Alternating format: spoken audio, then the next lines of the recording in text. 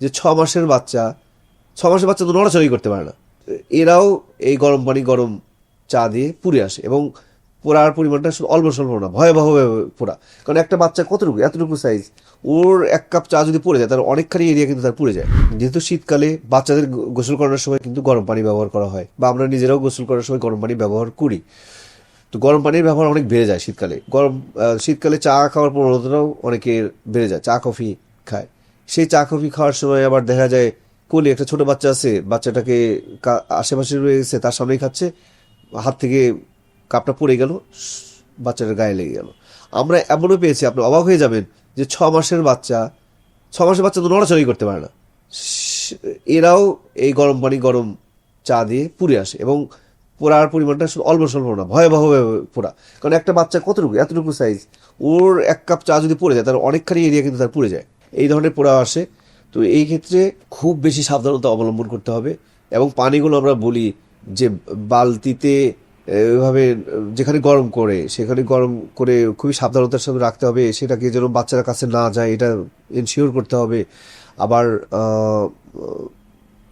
কোনো কিছু খাওয়ার সময়, চা খাওয়ার সময় বা গরম দুধ এসব খাওয়ার সময় বাচ্চাদেরকে রাখা যাবে না। অথবা যে জিনিসটা গরম কোনো একটা পানি রাখা হয়েছে হাঁড়ি, ওর কাছাকাছি যেন বাচ্চাটা যে হামাগুড়ি দিয়ে এটাকে ধরতে না পারে, উল্টায় না দিতে পারে। এগুলো এগুলো কিন্তু সবই আসলে আমাদের এটা একটা মৌলিক একটা বুদ্ধির বিষয়, যে এটা আমাদের কমন সেন্স। এই কমন সেন্স কাজে লাগালেও তো আমরা অনেক কিছু করতে পারি। আরেকটা হলো চুলা গরম, এই শীতকালে চুলাটা অসচেতনভাবে রয়ে গেল, অথবা চুলার মধ্যে গ্রাম বা উপজেলা বা ছোট লেভেলে যে যাদের মাটির চুলা আছে ওর মধ্যে গরম ছাইটা রাখে, বাচ্চারা হামাগুড়ি দিয়ে দিয়ে ওখানে যে ওর মধ্যে হাত ঢুকায় দেয়, পা ঢুকায় দেয়। এটা আমরা অনেক কেস কিন্তু পাই। এটা এমন না যে হঠাৎ এই ধরনের রোগী আমরা অনেক, এই বাচ্চা অনেক পোড়া বাচ্চা পাই।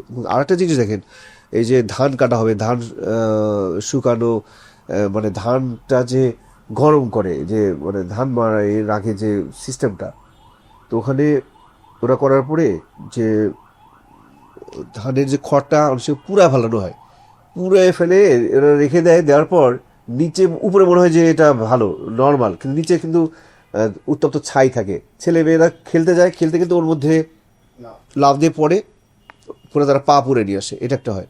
আবার এই ধান সিদ্ধ করার সময় এই সাথে কিন্তু অনেক দুর্ঘটনা কিন্তু ঘটে।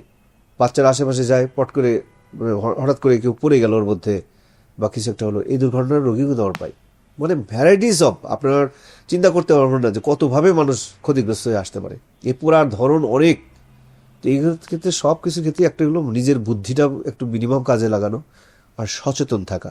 This is the solution.